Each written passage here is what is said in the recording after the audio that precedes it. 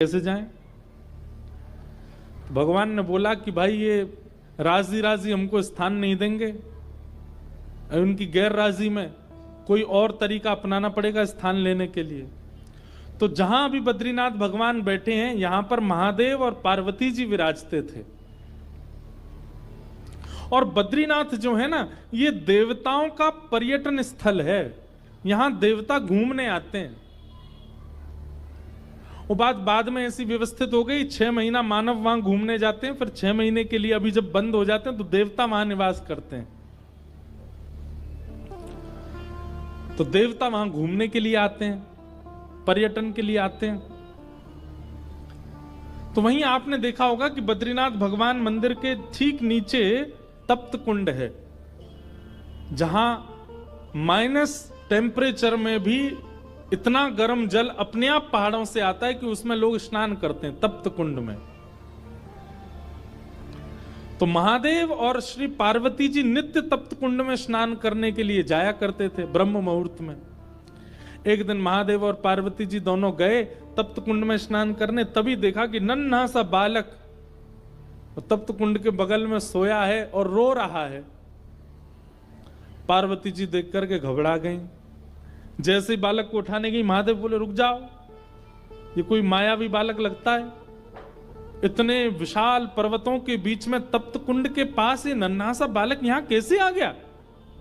ये कहीं किसी राक्षस की चाल तो नहीं, कोई मायावी क्रिया तो नहीं हो रही है, इसको गोद में मत लेना। परंतु पार्वती जो इतनी करुणा है, इतनी दया है उनके चित्त में, वो बोली आप तो ऐसे ही सोचते रहते हो। अरे नन्हा सा बालक, इतना ठंड पड़ रही है, रो रहा है, और आप कह रहे हैं गोद में नहीं उठाऊं? तुरंत पार्वती जी ने गोद में उठा लिया, कंबल में लपेट लिया, बालक को हृदय से लगाया। अरे इतनी रात्रि, इतना ठंड पड़ रही है और ये बालक ऐसे उघारा सा बैठा है। महादेव बोले हमको समझ नहीं आ रहा है, लग रहा है कोई तो गड़बड़ी है।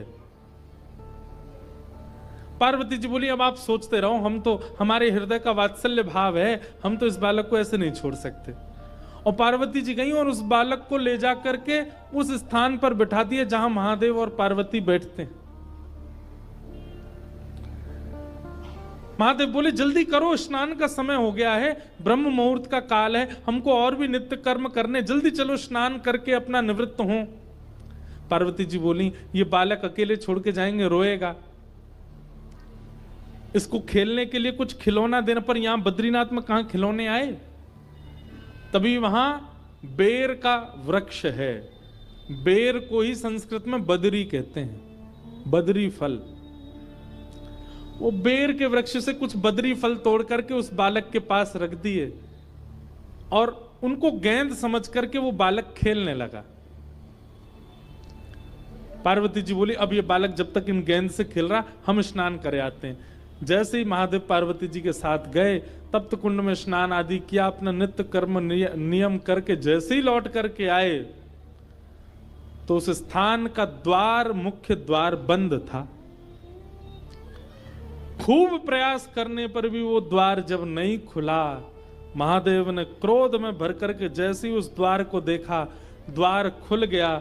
वो बालक तो वहां नहीं था, वही बालक शंख चक्र गदा पद्मधारी श्रीमन नारायण के रूप में तपस्वी की अवस्था में सामने बैठ गए।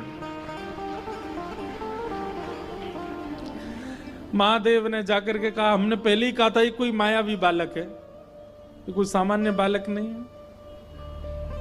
लेकिन महादेव के नेत्रों में आंसू आ गए और प्रणाम करते हुए कहा श्रीमन नारायण आपको क्या आवश्यकता है तप करने की?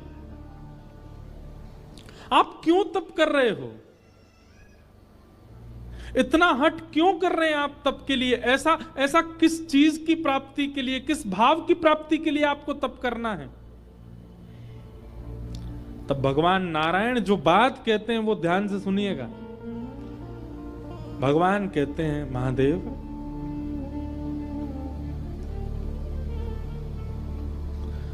कर्म की पत्नी का नाम है तपस्या।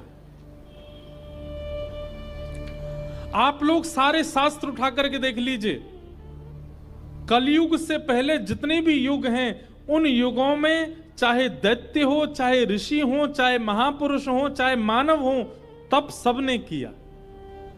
रावण भी तपस्या करने गया था, हिरण्यकश्यप भी तपस्या करने गया था, हिरण्याक्ष भी तप करने गया था, कंस भी तपस्या करने गया था। इसका मतलब क्या है? अन्य युगों में आप कितने भी कर्म कर लो, जब तक आप तप नहीं करोगे आपको कर्म का फल नहीं मिलेगा, क्योंकि कर्म की पत्नी का नाम है तपस्या। बिना तप किए कर्म फल नहीं देता। और कलयुग में लोगों पर इतना समय नहीं है कि वो तपस्या करें, वो तप कर पावे। इसलिए श्रीमन नारायण भगवान कहते हैं, कलिकाल में जन्म लेने वाले हर मानव के नाम का संकल्प लेकर के मैं ही तपस्या में बैठा हूं, मैं तपस्या कर रहा हूं। मेरा, आपका, हम सब का नाम लेकर के श्री बद्रीनाथ भगवान ही तपस्या में बैठे। हम कर्म करते हैं, हमको फल मिल जाता है। तपस्या तो हमने की नहीं। कौन? क्यों? क्योंकि तपस्या साक्षात नारायण भगवान कर रहे हैं। इसलिए कम से कम आज आपका घर बन गया, आज आप धनवान हो गए, आज आपके बच्चे पढ़ लिख के विद्वान हो गए, आपने केवल कर्म किया, लेकिन किसकी तपस्या का फल आपको मिला? भगवान श्रीमन नारायण बद्रीनाथ भगवान। इसलिए हर व्यक्ति को साल में एक बार, 2 साल में एक बार, 5 साल में एक बार बद्रीनाथ भगवान को धन्यवाद कहने जाना चाहिए कि आपकी तपस्या से हम जी रहे हैं नाथ, धन्यवाद। आज तक भगवान वहां तपस्या करने के लिए बैठे हैं। हम लोग कोई भी यज्ञ करते हैं, कोई भी अनुष्ठान करते हैं, उसमें हमारा नाम पूछा जाता है, गोत्र